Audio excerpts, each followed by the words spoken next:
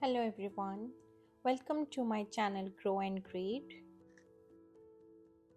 Nat the Narwhal.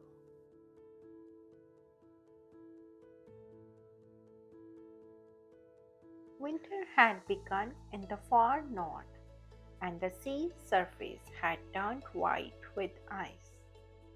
Just beneath this ice lived a family of narwhals. Nat was the youngest. Whenever he popped his head out of the water to catch his breath, he loved to look at things above the sea. Stay close, warned Nat's mom. The ice is always moving. We must be careful not to get stuck between it. Nat was growing fast, but one of his teeth was growing much faster than the rest. It pushed through his lip, twisting as it grew. It grew into a magnificent pointy tooth called a tusk. Nat didn't like his tusk. He was always accidentally knocking it on things. Ouch! He would bump his mother or bang it on the ice or prod his sister, Nellie, with it. One day, Nat asked his mom, "Why do I have the tusk when you and Nellie don't?" "You will find out when you need it," Mom replied. Nat tried to imagine. Ta-da! Perhaps he could use it to do the tricks like spinning lumps of ice. Or it could be a tickling stick. Ha ha ha, please stop. Maybe it was even magic.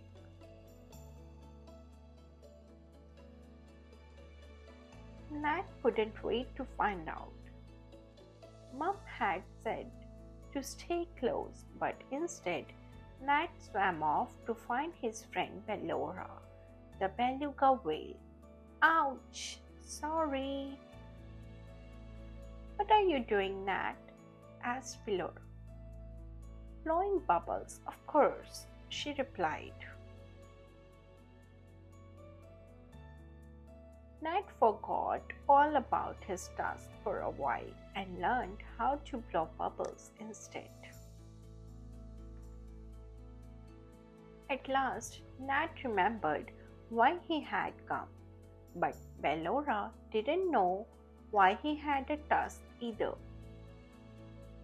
"What? The walrus has two tusks," said Bellora thoughtfully. "Maybe he can tell you." "But he's a bit big and scary," Nat whispered. "He's only grumpy when there are no clams to eat," said Bellora, "and I have seen lots of clams on the seabed." So Nat and Bellora set off to look for a whale. Nat felt a bit nervous. "Mom told me to stay close," he said. "Don't worry," said Bellora. "Let's catch our breath here and see if we can spot Wad on the ice."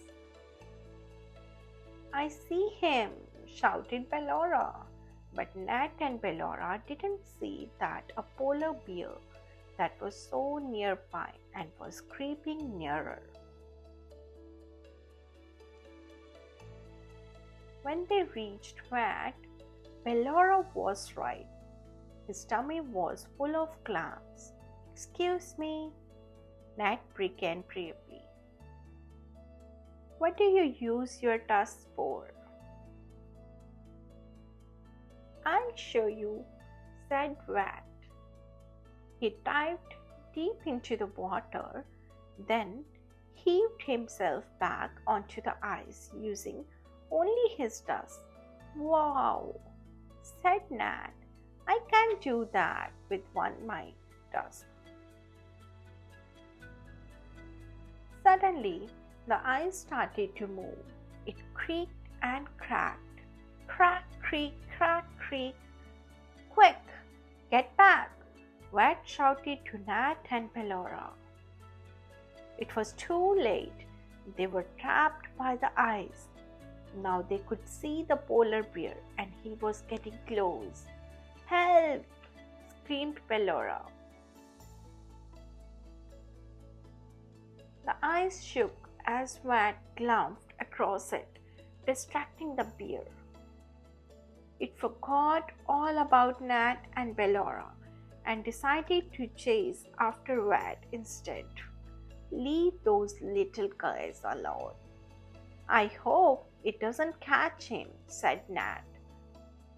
Wat's too clever for that, replied Bellora. He's diving now. A bear can't go as deep as him.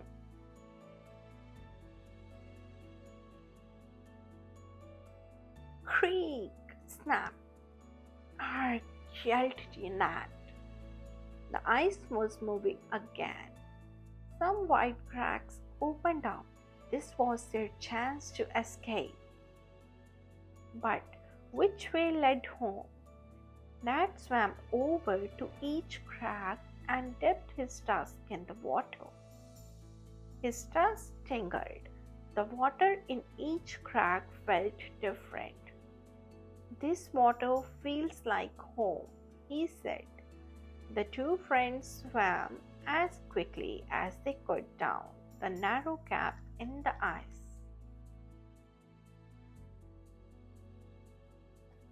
Nat's tusk helped them find their way home. He had also learned a lesson. He would listen to his mom in future. At least you find out what your tusk is for. Yes, it's a magic. After this adventure, Nat was proud of his tusk and always paid attention to what it told Thank you. him. Please like, share and subscribe my channel for more such videos.